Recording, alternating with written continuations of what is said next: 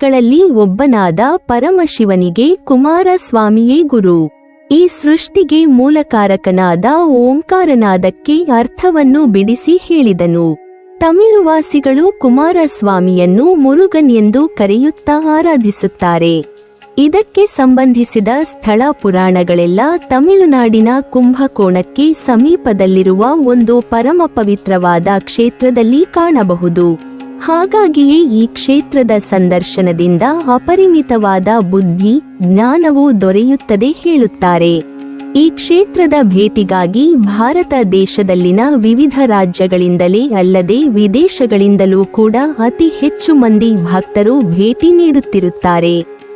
ಮಗನಿಂದಲೇ ತಂದೆಗೆ ಶಿಕ್ಷಣ ಜ್ಞಾನ ಬೋಧನೆಯಾದರೆ ಹೇಗಿರುತ್ತದೆ? ಎಲ್ಲ ತಂದೆಗೂ ತನ್ನ ಮಗನ ಮೇಲೆ ಅಪಾರ ಗೌರವ, ಪ್ರೀತಿ ಉಂಟಾಗುವುದು ಸಹಜವೇ ಅಲ್ಲವೇ? ಅದೇ ರೀತಿಯಾಗಿ ಶಿವನು ಸಹ ಇಂತಹ ಒಂದು ಪ್ರಸಂಗಕ್ಕೆ ಸಾಕ್ಷಿಯಾಗಿದ್ದಾನೆಂದರೆ ಅಚ್ಚರಿಯಾದರೂ ಸತ್ಯ.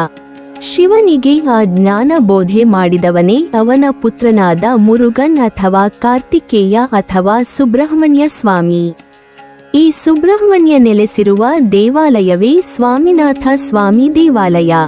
ಇದು ತಂಜಾವೂರು ಜಿಲ್ಲೆಯ ಸ್ವಾಮಿಮಲೈ ಪಟ್ಟಣದಲ್ಲಿರುವ ಬಾಲಮುರುಗನ ಒಂದು ಪ್ರಸಿದ್ಧ ದೇವಾಲಯವಾಗಿದೆ.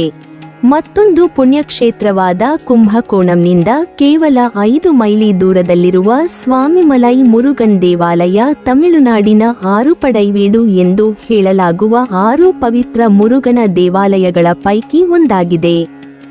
ಹಾಗಾಗಿ ಧಾರ್ಮಿಕ ಮಹತ್ವ ಪಡೆದ ಕ್ಷೇತ್ರವಾಗಿ ಸ್ವಾಮಿಮಲೈ ಪ್ರವಾಸಿಗರನ್ನು ಆಕರ್ಷಿಸುತ್ತದೆ. ಈ ಕ್ಷೇತ್ರದಲ್ಲಿನ ನದಿಯಲ್ಲಿ ಸ್ನಾನವನ್ನು ಆಚರಿಸಿದರೆ ಸಕಲ ಪಾಪಗಳು ತೊಲಗಿ ಹೋಗುತ್ತದೆ ಎಂದು ನಂಬಲಾಗಿದೆ. ಸಮುದ್ರ ಮಟ್ಟದಿಂದ ಸುಮಾರು 60 ಅಡಿ ಎತ್ತರದಲ್ಲಿರುವ ಈ ದೇವಾಲಯದಿಂದ ಕೆಳಗೆ ನೋಡಿದರೆ ಪ್ರಕೃತಿ ಸೌಂದರ್ಯವು ಕಂಗೊಳಿಸುತ್ತದೆ.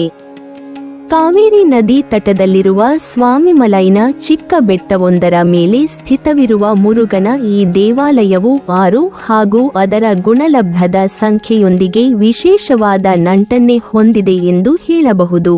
ಏಕೆಂದರೆ ಈ ದೇವಾಲಯ ಸ್ಥಿತವಿರುವ ಬೆಟ್ಟ 60 ಅಡಿಗಳಷ್ಟು ಎತ್ತರವಿದ್ದರೆ ಹತ್ತಲು 60 ಮೆಟ್ಟಿಲುಗಳಿವೆ. ಮುರುಗನ ವಿಗ್ರಹ 6 ಅಡಿಯಿದ್ದರೆ ದೇವಾಲಯದಲ್ಲಿ ನಿತ್ಯ 6 ವಿಧಿವಿಧಾನಗಳು ನಡೆಯುತ್ತವೆ. ದಂತಕಥೆಯ ಪ್ರಕಾರ ಹಿಂದೊಮ್ಮೆ ಬ್ರಹ್ಮನು ಲೋಕದಲ್ಲಿ ಜೀವಿಗಳನ್ನು ಸೃಷ್ಟಿಸುವ ಕಾರ್ಯದಲ್ಲಿ ನಿರತನಾದಾಗ ಕೈಲಾಸಕ್ಕೆ ಭೇಟಿ ನೀಡುವ ಸಂದರ್ಭ ಒದಗಿ ಬರುತ್ತದೆ. ಹಾಗೆ ಕೈಲಾಸಕ್ಕೆ ಬಂದ ಬ್ರಹ್ಮ ಅಲ್ಲಿದ್ದ ಮುರುಗನನ್ನು ಅಲಕ್ಷಿಸಿ ಮುಂದೆ ಹೋಗುತ್ತಾನೆ. ಇದರಿಂದ ಕೋಪಗೊಂಡ ಸುಬ್ರಹ್ಮಣ್ಯ ಬ್ರಹ್ಮನನ್ನು ತಡೆದು ಯಾವ ರೀತಿಯಾಗಿ ಜೀವಿಗಳನ್ನು ಸೃಷ್ಟಿಸುತ್ತಿರುವೆ ಎಂದು ಕೇಳುತ್ತಾನೆ. ಅದಕ್ಕೆ ಬ್ರಹ್ಮನು ವೇದಗಳನುಸಾರವಾಗಿ ಜೀವಿಗಳ ಸೃಷ್ಟಿ ಮಾಡುವ ಕಾರ್ಯ ನಡೆಯುತ್ತಿದೆ ಎಂದು ಹೇಳಿದಾಗ ಸುಬ್ರಹ್ಮಣ್ಯನು ಬ್ರಹ್ಮನಿಗೆ ವೇದಗಳನ್ನು ಉಚ್ಚರಿಸುವಂತೆ ನಿವೇದಿಸಿಕೊಳ್ಳುತ್ತಾನೆ. ಅದರಂತೆ ಬ್ರಹ್ಮನು ಮೊದಲನೆಯದಾಗಿ ಓಂ ಎಂದು ಹೇಳುತ್ತಲೇ ಸುಬ್ರಹ್ಮಣ್ಯನು ಪ್ರಣವನಾದ ಓಂ ಶಬ್ದದ ಅರ್ಥ ಮಹತ್ವ ವಿವರಿಸುವಂತೆ ಕೇಳುತ್ತಾನೆ. ಆಗ ಬ್ರಹ್ಮನು ಅಚ್ಚರಿಗೊಂಡು ವಿವರಿಸಲಾಗದೆ ಅಸಹಾಯಕನಾಗಿ ಬಿಡುತ್ತಾನೆ. ಕೋಪದಿಂದಿದ್ದ ಸುಬ್ರಹ್ಮಣ್ಯನು ಬ್ರಹ್ಮನಿಗೆ ಶಿಕ್ಷಿಸಿ ಅವನಿಂದ ಜೀವ ಸೃಷ್ಟಿ ಕಾರ್ಯ ತಾನೇ ಕೈಗೊಂಡು ಪ್ರಾರಂಭಿಸುತ್ತಾನೆ. ಇದರಿಂದ ಗೊಂದಲಗೊಂಡ ದೇವದೇವತೆಯರು ವಿಷ್ಣುವಿನನ್ನು ಬೇಡಿಕೊಳ್ಳುತ್ತಾರಾದರೂ ಯಾವ ಸಫಲತೆಯೂ ದೊರೆಯುವುದಿಲ್ಲ.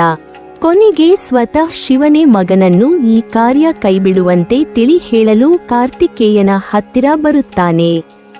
ಹೀಗೆ ಬಂದ ಶಿವನಿಗೆ ಸ್ವತಃ ಅವನ ಪುತ್ರನೇ ಆದ ಮುರುಗನು ಪ್ರಣವನಾದವಾದ ಓಂ ಶಬ್ದದ ವಿವರಣೆಯನ್ನು, ರಹಸ್ಯವನ್ನು ಹಾಗೂ ಅದರ ಮಹತ್ವವನ್ನು ಅಚ್ಚುಕಟ್ಟಾಗಿ ಬೋಧಿಸುತ್ತಾನೆ. ಈ ಸಂದರ್ಭದಲ್ಲಿ ಮಗನ ಅಪಾರ ಜ್ಞಾನಕ್ಕೆ ಮೂಕವಿಸ್ಮಿತನಾದ ಶಿವನು ಸಾಕ್ಷಾತ್ ಶಿಷ್ಯನಂತೆಯೇ ಕುಳಿತು ಸುಬ್ರಹ್ಮಣ್ಯನು ಗುರುವಿನ ಸ್ಥಾನ ಅಲಂಕರಿಸುವಂತೆ ಮಾಡುತ್ತಾನೆ.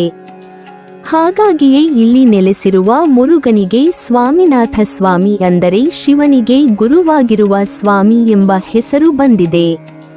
ಇಂದಿಗೂ ಗುರುಸ್ಥಾನ ಉನ್ನತದಲ್ಲಿರುವಂತೆ ಬೆಟ್ಟದ ಮೇಲೆ ಸ್ವಾಮಿನಾಥ ಸ್ವಾಮಿ ನೆಲೆಸಿದ್ದರೆ ಕೆಳಗೆ ಶಿವ ಹಾಗೂ ಮೀನಾಕ್ಷಿಯರ ದೇವಾಲಯವಿದೆ. ಇನ್ನು ಐತಿಹಾಸಿಕವಾಗಿ ತಿಳಿದುಬರುವ ವಿಚಾರವೆಂದರೆ ಈ ದೇವಾಲಯವು ಸಂಗಮರ ಕಾಲದಿಂದಲೂ ಅಂದರೆ 2ನೇ ಶತಮಾನದಿಂದಲೂ ಪ್ರಚಲಿತದಲ್ಲಿದೆ ಎಂದು ಹೇಳಲಾಗುತ್ತದೆ.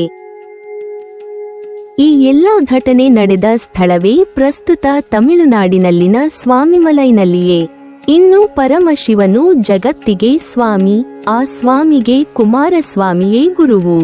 ಹಾಗಾಗಿಯೇ ಈ ಕ್ಷೇತ್ರದಲ್ಲಿನ ಕುಮಾರಸ್ವಾಮಿಗೆ ಸ್ವಾಮಿನಾಥ ಎಂದು ಕರೆಯುತ್ತಾ ಈ ಕ್ಷೇತ್ರಕ್ಕೆ ಸ್ವಾಮಿ ಮಲೈ ಎಂದು ಕರೆಯುತ್ತಾರೆ.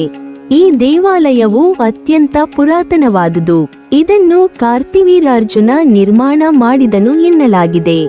ಗರ್ಭಗುಡಿಯ ಹೊರಗೆ ಇರುವ ಮಂಟಪದಲ್ಲಿ ಆತನಿಗೆ ವಿಗ್ರಹವನ್ನು ಕೂಡ ನಾವು ಕಾಣಬಹುದು.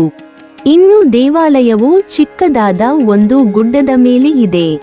ದೇವಾಲಯಕ್ಕೆ ತಲುಪಲು 60 ಮೆಟ್ಟಿಲುಗಳನ್ನು ಏರಬೇಕು. ಈ ದೇವಾಲಯದ ಕೆಳಗಿನ ಭಾಗದಲ್ಲಿ ಶಿವನ ಹಾಗೂ ಪಾರ್ವತಿಯ ಮಂಟಪಗಳಿವೆ. ಅವುಗಳನ್ನು ಇಲ್ಲಿ ಮೀನಾಕ್ಷಿ ಸುಂದರೇಶ್ವರ, ಮೀನಾಕ್ಷಿ ಎಂಬ ಹೆಸರುಗಳಿಂದ ಆರಾಧಿಸುತ್ತಾರೆ. ಇನ್ನು ಧ್ವಜಸ್ತಂಭದ ಬಳಿ ವಿನಾಯಕನಿಗೆ ಧ್ವಜಸ್ತಂಭವೂ ಕೂಡ ಇದೆ. ಈ ವಿನಾಯಕನನ್ನು ನೇತ್ರ ವಿನಾಯಕರ್ ಎಂದು ಕರೆಯುತ್ತಾರೆ. ನೇತ್ರ ಸಂಬಂಧ ಸಮಸ್ಯೆಗಳಿಂದ ಬಾಧೆಯಲ್ಲಿರುವವರು ಈ ವಿನಾಯಕನನ್ನು ಪೂಜಿಸಿದರೆ ಒಳ್ಳೆಯದಾಗುತ್ತದೆ ಎಂಬ ನಂಬಿಕೆ ಭಕ್ತರದ್ದು. ನೀವಿನ್ನೂ ನಮ್ಮ ಚಾನೆಲ್ ಅನ್ನು ಸಬ್ಸ್ಕ್ರೈಬ್ ಮಾಡಿಲ್ವಾ? ಹಾಗಾದರೆ ಈ ಕೂಡಲೇ ನಮ್ಮ ಇತಿಹಾಸ ದರ್ಶನ ಚಾನೆಲ್ ಅನ್ನು ಸಬ್ಸ್ಕ್ರೈಬ್ ಮಾಡಿ ಮತ್ತು ಪಕ್ಕದಲ್ಲಿರುವ ಬೆಲ್ ಐಕಾನ್ ಅನ್ನು ಪ್ರೆಸ್ ಮಾಡಿದರೆ ನಮ್ಮ ಹೊಸ ವಿಡಿಯೋಗಳನ್ನು ನೋಡಬಹುದು.